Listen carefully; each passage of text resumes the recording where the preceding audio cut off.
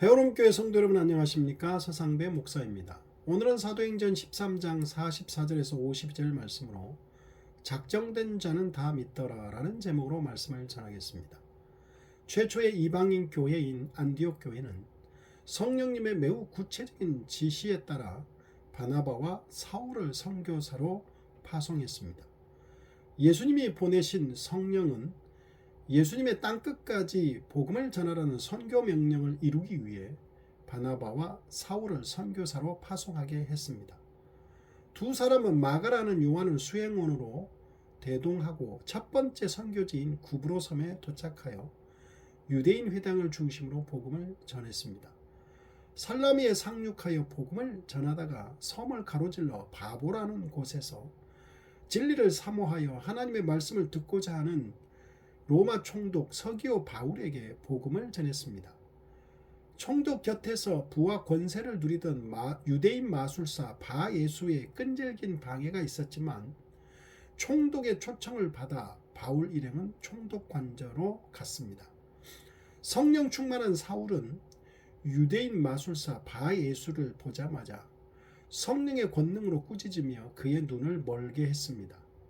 성령의 능력을 목격하고 사울에게 복음을 들은 총독은 예수님을 영접했습니다. 사울은 이때부터 유대식 이름인 사울이 아닌 로마식 이름인 바울로 기록되며 선교의 주역으로서 전면에 나서게 됩니다. 드디어 이방인 선교사로 13년 전부터 예비되었던 바울이 이방인 선교에 본격적으로 앞장서게 된 것입니다. 바울 일행은 구브로 섬에서 다시 배를 타고 지금의 튀르키예 남쪽 해안 지방의 일부인 밤빌리아의 중심 도시 버가라는 곳에 상륙합니다. 그런데 버가에서 생각지 못한 내부적인 문제가 생겼습니다. 수행원으로 따라왔던 마가가 갑자기 선교를 포기하고 자기 집이 있는 예루살렘으로 돌아가 버린 것입니다. 이유는 언급되지 않아 알 수가 없지만 바울과 바나바는 당황했을 것입니다. 동행하며 여러 가지 도움을 주었던 사람이 없어짐으로 인해 불편한 일들이 많았을 것입니다. 복음을 전하는 데 있어서 바예수와 같은 외부적인 문제도 있지만 이러한 내부적인 문제도 발생하기 마련입니다. 그렇지만 바울의 복음 전도 사역은 멈추지 않습니다. 오늘날 교회도 성도 개개인도 내적인 외적인 문제나 어려움이 발생하더라도 예수님이 주신 사명과 각자의 믿음 생활을 잘 해야 합니다. 오늘날 많은 사람들이 문제를 극복하지 못하고 서둘러 포기하는 경향이 두드러지게 나타나고 있어서 매우 안타깝습니다. 자신의 삶 속에서 하나님의 도우심과 은혜를 많이 체험한다고 고백했던 사람이 어느 날 믿음이 시들해지더니 아예 예배를 드리지 않는 경우가 종종 있습니다. 이런 경우를 보면 참으로 안타깝습니다. 반면에 삶 속에서 수많은 어려움이 끊이지 않고 있지만 그럼에도 하나님의 뜻을 찾으며 믿음이 깊어지는 사람을 보면 제 자신도 도전을 받습니다. 마가가 중도에 포기하고 자기 집으로 되돌아갔지만 바울과 바나바는 밤빌리아 지방의 북쪽으로 붙어있는 비시디아 지방의 안디옥에 이르렀습니다. 비시디아 안디옥은 로마 제국의 식민지로 당시 수많은 유대인들이 거주하고 있었습니다. 따라서 그곳에는 유대인의 회당이 있었고 바울은 유대인들이 허락하는 한 언제나 회당에 들어가서 그리스도의 복음을 전할 수가 있었습니다. 바울이 유대인의 회당에서 복음을 전했던 이유가 몇 가지 있습니다. 첫째, 하나님의 구원 계획에 대한 그의 생각 때문으로 그것은 유대인에게 복음이 먼저 전파되어야 한다는 것입니다. 둘째는 유대인의 회당에는 하나님을 경외하는 이방인들도 있었기 때문입니다. 셋째는 회당은 여러 면에서 설교를 통한 복음 전하기에 알맞은 장소였기 때문입니다. 예를 들면 안식일마다 규칙적인 집회 시간이 있었고 그때 구약을 낭독하고 해설해 주면서 복음을 전할 수가 있었습니다. 비시디아 안디옥에 있는 유대인 회당에서 안식일에 바울은 허락을 얻어 설교를 합니다. 그곳에는 하나님을 경외하는 몇몇의 이방인들이 있었지만 대부분은 유대인들이었기에 유대인 청중을 향한 설교를 했습니다. 본문은 율법과 예언서에서 나온 것이었습니다.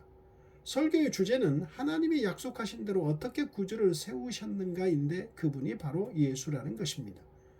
이 주제는 23절에 제대로 언급되어 있습니다. 사도행전 13장 23절 하나님이 약속하신 대로 이 사람의 후손으로 이스라엘을 위하여 구주를 세우셨으니 곧 예수라. 바울은 설교를 시작하면서 이스라엘의 역사를 간략하게 설명합니다. 그러면서 강조하는 것이 있는데 그것은 하나님이 주도적으로 이스라엘의 역사를 이끄셨다는 사실입니다. 이를 강조하기 위해 바울은 하나님을 모든 동사의 주어로 사용하고 있습니다. 하나님이 우리 조상들을 택하셨고 애굽 땅에서 나그네 된 그들을 높여주셨고 하나님의 큰 권능으로 그들을 인도하여 출애굽시켜 주셨고 광야에서 불순종하는 그들을 참고 견디어 주셨으며 가나안 땅 7족속을 멸하사 그 땅을 기업으로 주시고 그들이 정착한 후 하나님은 사사를 주셨고 그들에게 첫 번째 왕으로서 사울을 주셨으며 그 다음에 하나님의 마음에 드는 사람 다윗을 왕으로 세우셨다고 설교합니다. 그리고 하나님이 약속하신 대로 다윗의 후손으로 오신 구주가 바로 예수라고 말합니다. 설교의 본문에 들어가서 바울은 예수님의 죽음과 부활에 대해 설교합니다. 여기서도 역시 모든 동사의 주어를 하나님으로 사용합니다. 하나님께서 이루셨다는 것을 강조하는 것입니다. 예수님의 죽음과 부활은 하나님이 성경에서 미리 말씀하신 것의 성취됨을 보여줍니다. 사도행전 13장 29절 성경에 그를 가리켜 기록한 말씀을 다 응하게 한 것이라. 그리고 예수님의 죽음과 부활은 하나님이 우리 조상들에게 약속하신 것으로 하나님의 아들이신 예수님은 다윗의 후손으로 오셔서 하나님은 약속대로 죽은 자 가운데서 예수님을 일으키사 부활시키셨다고 합니다.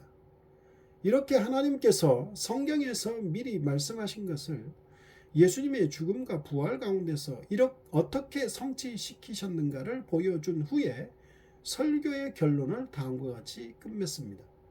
십자가에 못 박혀 죽었다 다시 살아나신 예수님을 힘입어 죄사함이 약속되어 있다. 왜냐하면 이런 예수님을 힘입어 믿는 자마다 하나님 앞에서 의롭다 하심을 얻기 때문이다. 우리는 모두 율법을 범했으며 모세의 율법으로는 그 누구도 의롭다고 인정받을 수가 없다.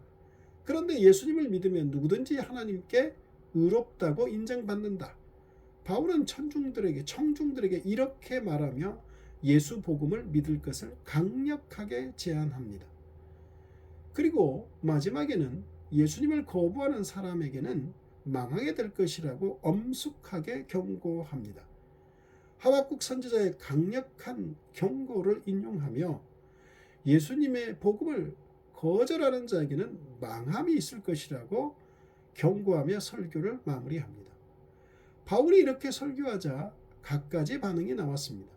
먼저 즉각적으로 나온 반응은 엄청나게 호의적인 것이었습니다. 사람들이 복음에 관해 관심을 갖게 되었습니다. 그들은 더 듣게 해달라고 간청했습니다. 다음 안식일에도 복음을 전해달라고 간청했습니다. 집회가 마친 후에 설교에 호의적인 사람들은 바울과 바나바를 애워싸고 더 가르침 받기를 원했습니다. 이들은 아마도 예수 복음을 믿고 하나님의 은혜를 받은 것으로 보입니다. 왜냐하면 이들에게 바울과 바나바는 항상 하나님의 은혜 가운데 있으라고 권면했기 때문입니다. 그 다음 안식일이 왔을 때 온 성이 거의 다 하나님의 말씀을 듣고자 하여 모였다고 합니다. 결과적으로 영생을 얻기로 작정된 많은 이방인들이 믿고 구원함을 받았습니다. 사도행전 13장 48절 이방인들이 듣고 기뻐하여 하나님의 말씀을 찬송하며 영생을 주시기로 작정된 자는 다 믿더라. 하나님의 예정하심과 택하심의 놀라운 섭리가 그대로 이루어진 것입니다. 그러나 유대교 지도자들을 포함한 어떤 유대인들은 마음의 시기와 분노로 가득 차서 바울과 바나바를 반대하며 비방했습니다. 복음에 대한 놀라운 반응이 일어나자 그들은 바울과 바나바를 비방하며 방해하고 나선 것입니다. 이러한 유대인들의 반대와 비방에 직면한 두 선교사는 유대인들이 복음을 거절함으로 복음의 빛이 이방인에게로 옮겨지게 될 것을 선포했습니다. 복음에 대해 유대인들은 반대하며 비방했지만 이방인들은 환영하고 복음을 영접했습니다. 결국 유대인들의 이러한 반대에도 불구하고 주의 말씀은 비시디아 지방에 두루 퍼졌습니다. 그러나 동시에 유대인들의 반대는 핍박으로 발전했습니다. 유대인들은 성내의 권력자들을 선동하여 바울과 바나바를 핍박하고 쫓아내려고 했습니다. 이에 두 선교사들은 주님의 가르침대로 자신들의 발의 먼지를 털어버리고 이고니온으로 복음을 전하기 위해 출발했습니다. 그리고 두 선교사들의 복음을 듣고 영접한 새로운 제자들은 기쁨과 성령이 충만했습니다. 그들에게도 역시 성령이 충만하게 내렸습니다. 하나님의 복음이 전해질 때 믿고 영접하는 사람들이 있지만 반대하는 사람들도 있습니다. 심지어 핍박하는 사람들도 있습니다.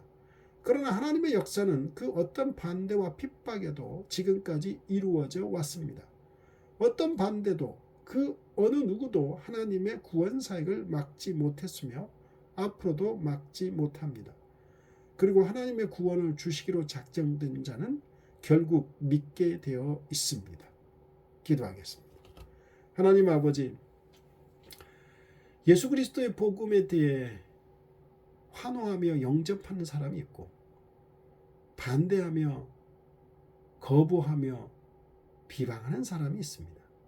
하나님, 우리들을 택하사 예수님의 복음을 믿고 예수님을 영접하게 하신 성령님의 은혜에 진실로 감사합니다. 하나님 아버지, 그러나 우리 주변엔 아직도 비방하고 반대하는 사람들이 있는데 그들에게도 은혜를 주사 하나님이 구원하시기로 작정된 사람이라면 꼭 예수를 믿고 구원받는 은혜를 베풀어 주옵소서. 예수님 이름으로 기도드립니다.